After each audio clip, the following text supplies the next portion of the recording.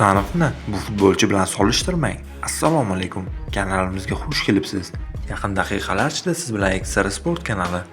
Videolarimizga like bosib, bizni qo'llab-quvvatlayotgan barchaga rahmat. Aynan sizni qo'llab-quvvatlashlaringiz tufayli biz ishlashda davom etamiz. Demak, bugungi dasturimizni boshladim. Bugungi dasturimiz homiysi sizlarga katta bonuslarni taklif qilmoqda. Sport Plus promo kodi bilan ro'yxatdan o'tsangiz 3 million so'mgacha bonusni qo'lga kiritasiz. Hoziroq kommentariyadagi havola orqali ro'yxatdan o'ting va o'z bonusingizni qo'lga kiriting. Ukraina ommaviy axborot vositalari O'zbekiston milliy terma jamoasi va Dinamo Kiyevning sobiq futbolchisi Maksim Shatskixning intervyusini e'lon qildi.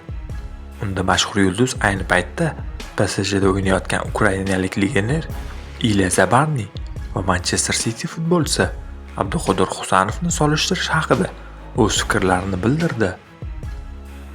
Abduqodir Husanov O'zbekiston milliy terma jamoasining asosiy yulduzi. Toshkentlik yigit qisqa vaqt ichida Manchester City'ning asosiy tarkibiga kirib, Pep Guardiola qo'l ostida o'yinchisiga aylanmoqda. U faoliyatida bu qadar tez o'sishga qanday erishdi? Bilasizmi? Men doim Aleksandr Zinchenko misolini keltiraman. U ham qadamma-qadam o'sgan. Bu yerda o'ynadi, u yerda mustahkamlandi, keyin esa Manchester City, so'ng esa Arsenalga o'tdi. Shunday holatlar bo'ladi va shunaqa imkoniyatlarga tayyor bo'lish kerak. Husanov haqiqatan ham top darajadagi himoyachi. Albatta ko'pchilik uchun bu g'alati eshitiladi. O'zbekiston va Angliyaning ko'p karra chempioni Manchester City. Buni qabul qilish biroz qiyin, ammo nega bunday bo'lmasligi kerak? Uning transferi orqali hamma o'zbek bozoriga e'tibor qarata boshladi. U yerda esa haqiqatan ham iqtidorli va juda yaxshi darajadagi futbolchilar bor. O'z o'yini bilan Husanov u yerga bekorga bormaganini isbotlamoqda. U zaxirada o'tirmayapti. Guardiola o'ziga dushman emas. U Husanovga yarim yil moslashish imkonini berish mumkin edi. Ammo yo'q. Husanov o'ynayapti va o'ynaganda ham juda ishonchli harakat qilmoqda.